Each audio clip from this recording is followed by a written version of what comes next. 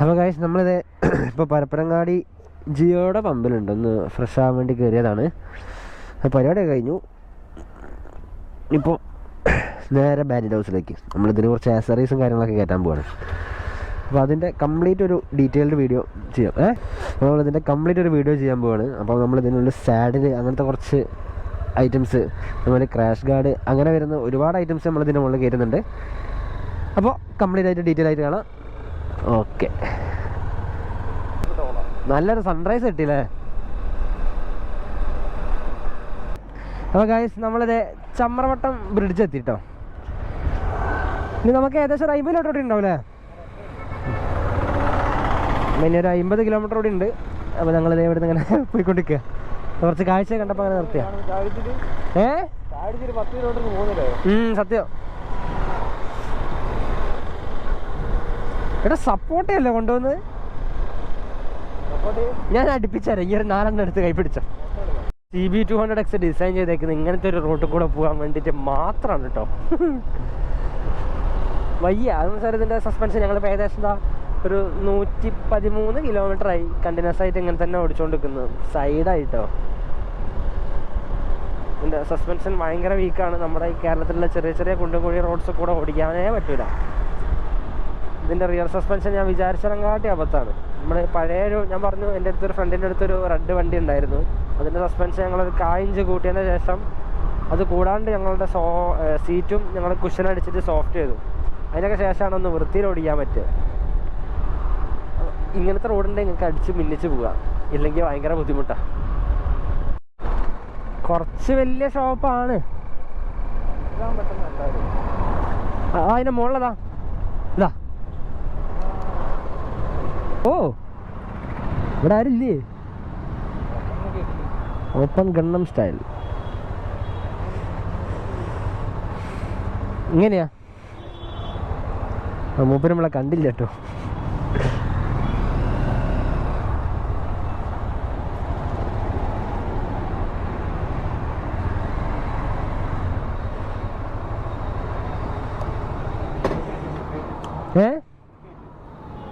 ഓക്കെയാ?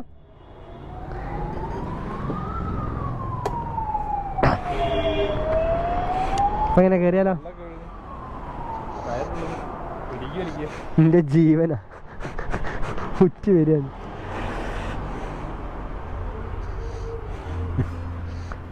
നമുക്ക് ബൈക്കിന്റെ ആക്സറീസ് നോക്കാനായിരുന്നു.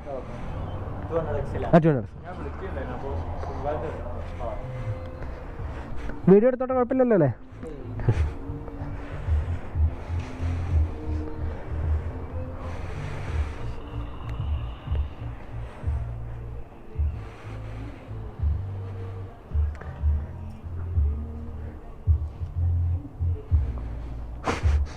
ഇത് വാങ്ങടാ.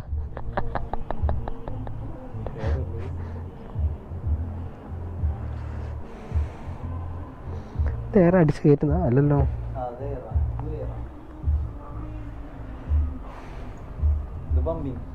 പമ്പ് ചെയ്യുന്നല്ലേ? അവിടെ ഇവിടെ പമ്പ് ചെയ്ത് കൊടുക്കാം. ഇതൊക്കെയാണ് റേറ്റ് വരുന്നത്? 2200 അല്ലേ ഈ സാധനം? ഇതെങ്ങനെ ടെക്നിക്ക് എങ്ങനെയാ പറഞ്ഞാൽ? പമ്പിങ് എങ്ങനെയാ? പമ്പ് ചെയ്താൽ നമുക്ക് റിലീസ് ചെയ്യണമെങ്കിൽ ഇതുള്ളൂ കേട്ടോ.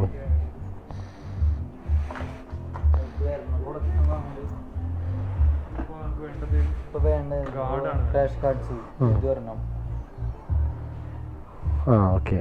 ബോഡി സ്ലൈഡ് അടക്കം വരണം, ബോഡി മൊത്തം കവർ ചെയ്തിട്ട് വരണം. പിന്നെ ഹെഡ്ലൈറ്റിൽ 4 പ്രൊട്ടക്ടർ ഹെഡ്ലൈറ്റിൽ ഇരിക്കുമ്പോൾ ഓക്കെ. 4 പ്രൊട്ടക്ടർ അങ്ങനെ ഗാർഡ് ചെയ്യൂലേ? അങ്ങനെ ഫോർക്കിൻ്റെ ഒരു പ്രൊട്ടക്ഷൻ. നിങ്ങൾ GPS ഉണ്ട്.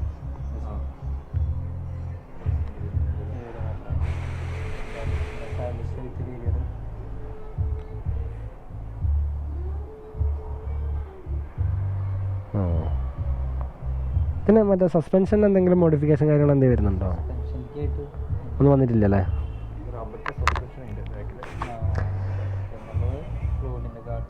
Food guards. Front food guards ഇതാണ് മെയിനായിട്ട് വരുന്നത്. പിന്നെ ഈ മൂസിലായിട്ടുള്ള പ്രൊഡക്ട്സ് മൊബൈൽ ഹോൾഡർ, ചാർജർ. നമുക്ക് എന്തൊക്കെയാ വേണ്ടത് വെച്ചാൽ ഗാർഡ് എന്തായാലും ക്രാഷ് കാർഡ് ഓക്കെ. പിന്നെ ഓക്സിജൻ ലൈറ്റ് ഓക്കെ. ഇത് ഇപ്പം എങ്ങനെയൊക്കെയാണ് ഇങ്ങനത്തെ അത് നോക്കട്ടെ. ഇവിടെ വരുന്നില്ല. നമുക്ക് മറ്റേ സ്വിച്ചബിൾ വരുന്നില്ല, നമ്മളെ ഫോഗും അതേമാതിരി മറ്റേ നോർമൽ വൈറ്റ് ലൈറ്റും വരുന്ന.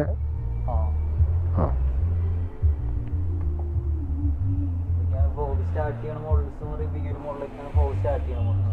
കണ്ണൊന്നുമില്ല, കണ്ണ് മറ്റേ യെല്ലോ വൈറ്റ് ആയിട്ട് വരിക. മറ്റേ രണ്ടിനുള്ളില്ലേ? അതെങ്ങനെയാ വരുന്നത്? ഇത് 1000 ഫിറ്റിംഗ് അടക്കം. ഫിറ്റിംഗ് അഡീഷണൽ ലേബർ, അതെല്ലാത്തിനും അഡീഷണൽ ലേബറാണ് വരിക. ഇപ്പോൾ ക്രാഷ് കാർഡ് ആയാലും ഫോഗ് ആയാലും. ഇത് എങ്ങനെയാ അതിന് എങ്ങനെ ഉണ്ടാവും എത്ര ബ്രൈറ്റ്നസ് അത്യാവശ്യം? നോർമലിറ്റി സ്റ്റാർട്ട് ചെയ്യുന്ന ഒരു മോഡലാണ്. പിന്നെ വരുന്നത് ഈ ഒരു മോഡൽ ഡിസ്റ്റൻസും ത്രോയും കുറച്ചുകൂടി കൂടുതലാണ്. അതിൽ മറ്റേ തന്നെ വരുന്നുണ്ട്. അതെങ്ങനെ വരുന്നത്? ഇത് വരുമ്പോൾ പെയർ വരുമ്പോൾ 2480. പിന്നെ വരുന്നത് ഇങ്ങനത്തെ മോഡൽസൊക്കെ.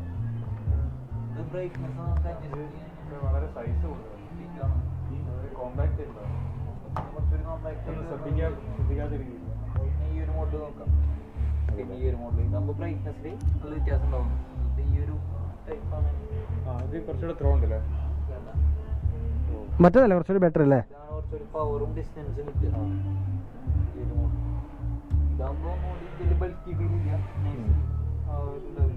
ഇവിടെ കണ്ണനേലുള്ള കമ്പനി മാഡ്ഡോഗിന്റെ മാഡ്ഡോഗിന് അന്നേരം മാഡോഗ് റേഞ്ച് എന്ന് പറഞ്ഞു കഴിഞ്ഞാൽ 3750. ഇത് 3 LED വരിക. Then this one 4 LED 5750. എന്ന് പറഞ്ഞു കഴിഞ്ഞാൽ ആർമസും കാര്യങ്ങളൊക്കെ അതും പേർ തന്നെയാ? പെയറാണ് വരിക. പിന്നെ ആർമസ് പിന്നെ അടിയുള്ളല്ലോ. മെഡോക്കാ മാഡ്ഡോഗല്ലേ? ഇതാകുമ്പോൾ 1 year വാറണ്ടി ഉണ്ടാവുന്നു. അല്ല നമ്മൾ മറ്റേതാവില്ലേ? അതുപോലെ വൈറ്റ് ഉണ്ടാവും. ലെൻസ് നമ്മൾ കയറി കൊടുത്തിട്ട് നമ്മൾ അഡീഷണൽ ആഡ് ചെയ്യുക. അത് ഇതിന്റെ കിറ്റിന്റെ കൂടെ തന്നെ ഉണ്ടാവുമായിരിക്കും അല്ലേ? എന്ന് പറയുമ്പോൾ 5750 കിറ്റ് വരില്ല. കിറ്റ് വരില്ല. ഇതിന് മാത്രമാണ് 5750. അത് നമ്മൾ ആർമസ് വേറെ ഉണ്ട്. അഡീഷണൽ ആണല്ലേ? 1000 സ്വിച്ച് 2 ടൈപ്പ് ഉണ്ട്. 600 and 1500 അങ്ങനെ വരും. അല്ല ഇത് വരുമ്പോഴേ എത്ര വരും ഏകദേശം? ഇത് നമുക്ക് സ്വിച്ച് അഡീഷണൽ ആണ് എടുക്കുമ്പോൾ ഒരു 200 രൂപ സ്വിച്ചിനും, പിന്നെ ഫോഗിന് 2480, പിന്നെ ഒരു ഫിറ്റിംഗ് ചാർജ്. എക്സാക്ട് വെക്കുന്നതാണ് അറിയാം. പിന്നെ അതിൻ്റെ ക്ലാമ്പ് എവിടേക്കാണ് പൊസിഷൻ, എങ്ങോട്ടാണ് വെക്കണത്, അപ്പോൾ അതിനനുസരിച്ച് നമുക്ക് എല്ലാം കൂടെ എങ്ങനെ എത്ര ചെയ്യാൻ പറ്റും ഏകദേശം പറയാം? അങ്ങനെയാണെങ്കിൽ ഇതിലിപ്പോൾ ക്രാഷ് കാർഡ് മാത്രമല്ല, ക്രാഷ് കാർഡ് അതൊന്നും വേണ്ട. ക്രാഷ് കാർഡ് മാത്രം. പിന്നെ ലൈറ്റ് രാവിലെ 6 മണിക്ക് ഇറങ്ങിയത് കോഴിക്കോട് വരിക.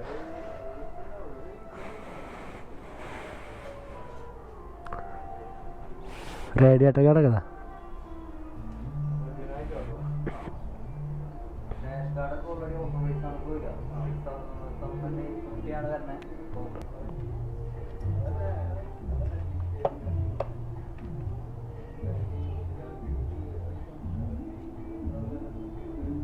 വിസിബിലിറ്റി ഇല്ല കേട്ടോ.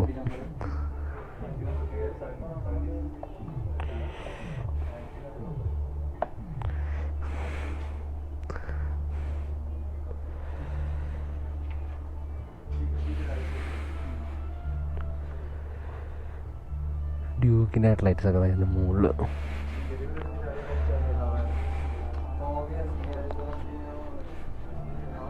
ജി എസിന് വരുന്ന മഡ് ഫ്ലാപ്പൊക്കെ ഇതാട്ടോ.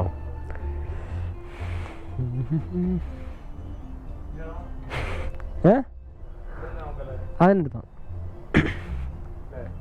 ഇതിലും പറഞ്ഞ മാതിരി 2 ലൈറ്റ്സ് ഇല്ലേ? ഈ ഫോഗും മറ്റൊന്നും വരുന്നില്ല? നിങ്ങൾ 2 കിലോ വരുന്നുണ്ടല്ലേ? ആ ഓക്കെ, അതെടുത്തെന്നാല്.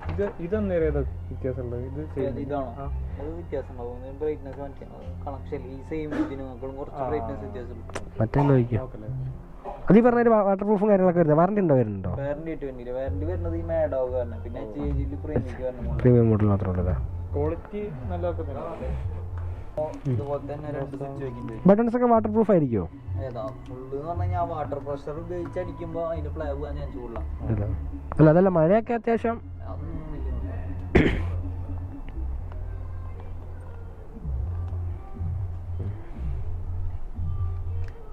കുഴപ്പമില്ലല്ലേ? കുഴപ്പമില്ല. പിന്നത്തെ ഓപ്ഷൻ എന്ന് പറയുമ്പോൾ ബഡ്ജറ്റ് ഫ്രണ്ട്ലി ആണ്. 2 സ്വിച്ച് ഫ്രണ്ടിൽ. അത് വേണ്ട, അത് വേണ്ട.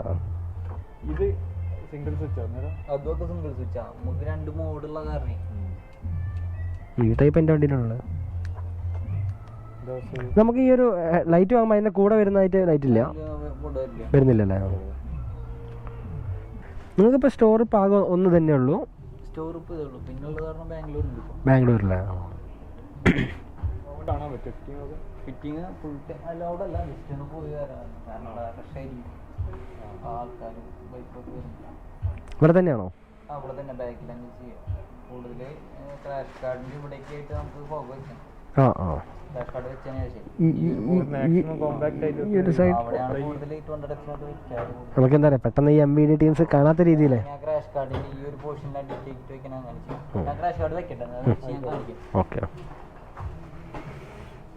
അങ്ങനെയൊക്കെയാണ് പരിപാടി. ഇതൊക്കെ മൊബൈൽ ഹോൾഡേഴ്സ് റോബോട്ടൊക്കെ മാറ്റി ഒരൈറ്റല്ലേ? ഇല്ല, ആ റേറ്റിൽ ഓരോന്ന് അഡ്ജസ്റ്റ് ചെയ്യാനാണ് പറഞ്ഞത്. അല്ലെങ്കിൽ നമുക്ക് ഇങ്ങനെ ചെയ്യേണ്ടത്, ഈ സാധനം എടുത്തിട്ട് കൊറിയർ ചെയ്യേണ്ടത്, നാട്ടിൽ പോയിട്ട് അവിടെ നിന്ന് ചെയ്യേണ്ടത്. അപ്പോൾ 1000 ഉറുപ്പ്യ ലാഭം ഉണ്ടാവും. നമുക്ക് വീട്ടിൽ നിന്ന് ചെയ്യാലോ. ചെറിയ ചെറിയ പരിപാടിയാണ്. എത്ര? 700, 9,300 അല്ല 8,300 എങ്ങനെയാണ് സാധനത്തിൻ്റെ റേറ്റ് പറഞ്ഞത്? 700 ഉറുപ്പ്യ ലേബർ. ആ അത് ശരിയാ, അത്രയും കുറഞ്ഞിട്ടേ.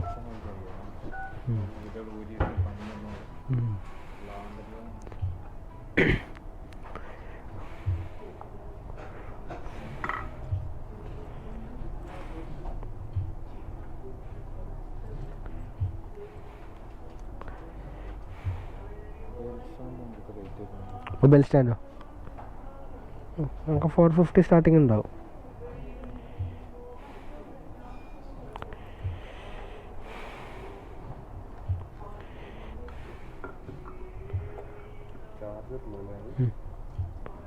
ആ 490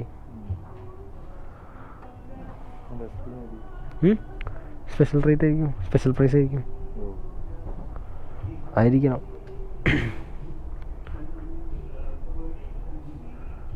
ഫുഡ് പെഗാണിത്.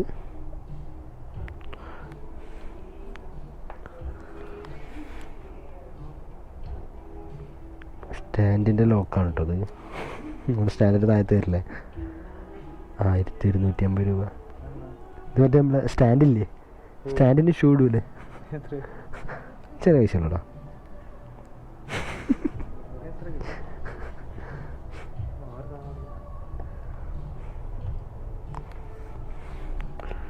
ഷൂട്ട് ഹാൻഡിൽ റൈസേഴ്സ് ഇതാട്ടോ.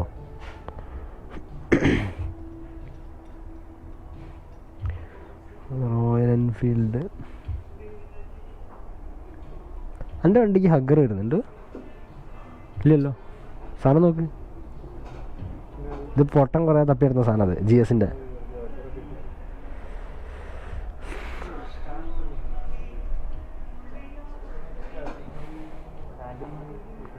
നേരെ 2 സ്ട്രോക്ക് വണ്ടി 50cc എങ്ങനെയാന്ന് തോന്നുന്നുണ്ട്.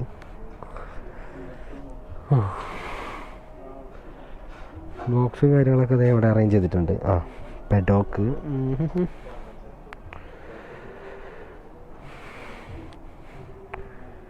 വാക്സ്, ക്രീം, പോളിഷ് ഐറ്റംസൊക്കെ. എൻജിൻ ഓയിൽ കാണുന്നതൊക്കെ ഏകദേശം R15 V3, RS 200 എല്ലാ വണ്ടിയിലും ഉണ്ടല്ലേ.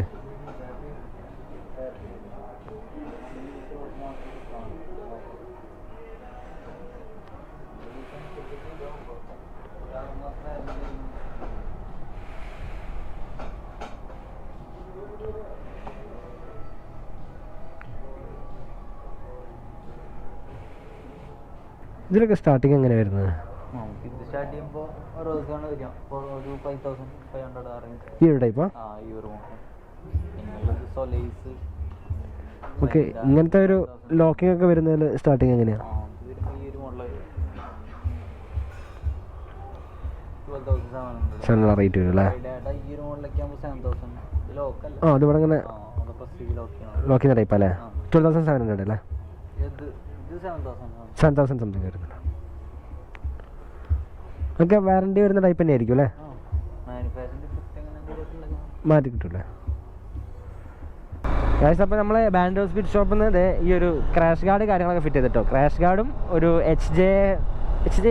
HJGയുടെ ഒരു 2 ഓക്സിലറി ലൈറ്റ്സ് നമ്മൾ ആഡ് ചെയ്തിട്ടുണ്ട്. അത് സ്വിച്ചബിൾ ആണ്. നമുക്ക് അത് ഫോഗ് ലൈറ്റും അതേമാതിരി നോർമൽ വൈറ്റ് ലൈറ്റും രണ്ടും കൂടിയുള്ള സംഭവം. അതിൻ്റെ സ്വിച്ചസ് ഇവിടെയാണ് വരുന്നത്. അപ്പോൾ നമുക്ക് ഏകദേശം ഒരു ബില്ലിട്ടുന്നത് ഒരു 9070 രൂപ. അതിൽ നമ്മൾ ഒരു 100 രൂപയുടെ കീ ചെയിനും പിന്നെ ഒരു ബാരാഗ്ലൗ ഇല്ലേ നമ്മുടെ ഹെൽമെറ്റിനുള്ളിൽ ഇടുന്ന മാസ്ക്, ആ 2 ഐറ്റംസും കൂടി അതിനിടെ ആഡ് ചെയ്തിട്ടുണ്ട്. അപ്പോൾ നമുക്ക് കിട്ടിയ റേറ്റ് ഏകദേശം അതാണ്. ഏകദേശം 9070 രൂപ, 9070 റുപ്പീസാണ് ഈ ഒരു X200 CB X200ന് ഒരു ക്രാഷ് ഗാർഡും ഈ ഒരു ഓക്സിലറി ലൈറ്റും കൂടി വെച്ചിട്ട് വന്നത് കേട്ടോ. HJGയുടെ ഒരു സെക്കൻഡ് ലെവലിൽ എന്ന് വേണമെങ്കിൽ പറയാം. നമ്മൾ ഓൺലൈനിലൊക്കെ അധികം കണ്ടിട്ടുണ്ടാവും. ഏകദേശം 1600 ആ റേഞ്ച് വരുന്നൊരു ലൈറ്റ് ഉണ്ടായിരുന്നു. അത് ഞങ്ങളോട് പറഞ്ഞ റേറ്റ് ഏകദേശം 1000 രൂപയാണ്. ഞങ്ങളിപ്പോൾ ഇതിൽ വെച്ചേക്കുന്നത് ഏകദേശം 2000 സംതിങ്ങിൻ്റെ ഒരു എമൗണ്ടിൽ വരുന്നതാണ്. ആ ഒരു ലൈറ്റാണ് വെച്ചേക്കുന്നത്. അപ്പോൾ നമ്മൾ കുറച്ച് ഇരുടായിട്ട് ഇതിൻ്റെ ആ ഒരു ലൈറ്റും കാര്യങ്ങളും കാണിച്ചു തരാം. അതേമാതിരി ക്രാഷ് ഗാർഡിൻ്റെ നെക്സ്റ്റ് ഞാനൊന്ന് പാർക്ക് ചെയ്യുമ്പോൾ അതും കാണിച്ചു തരാം. നല്ല വൃത്തിയായിട്ടുണ്ട് കേട്ടോ. അവരുടെ സർവീസൊക്കെ കൊള്ളാം, അടിപൊളി. ബാക്കത്തെ ഡോർ ലോക്കല്ല കേട്ടോ.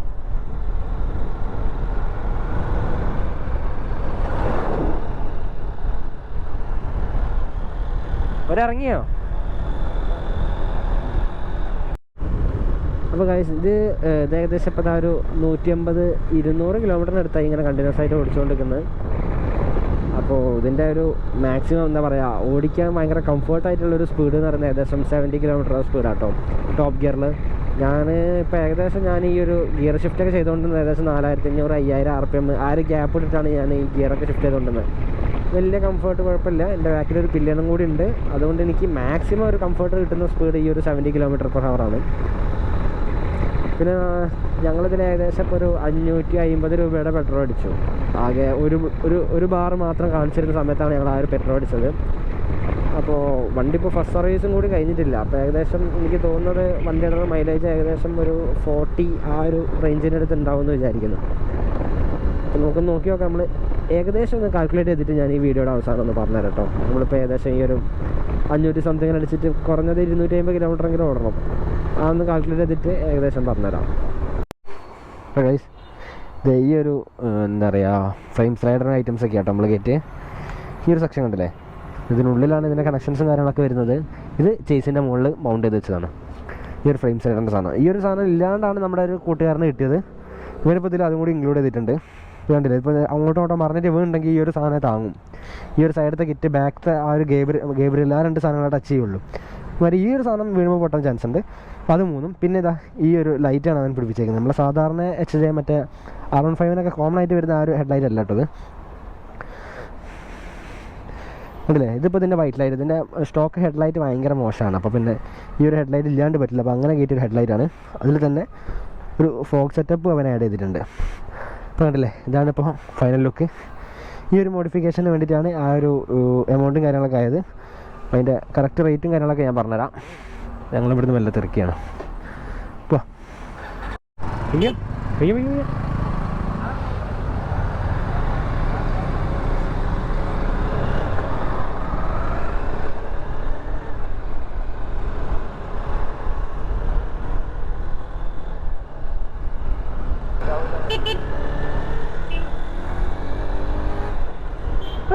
പറക്കും കളിയ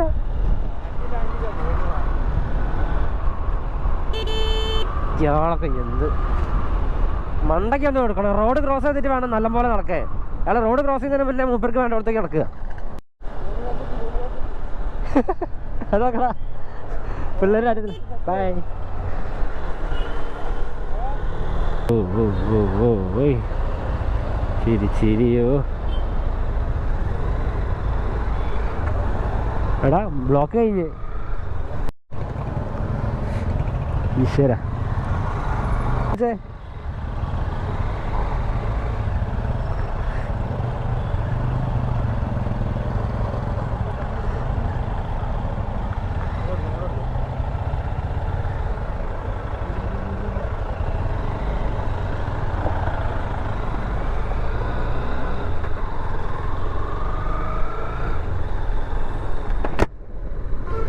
ആ ഇനി ഇവിടുന്ന് അങ്ങോട്ടാ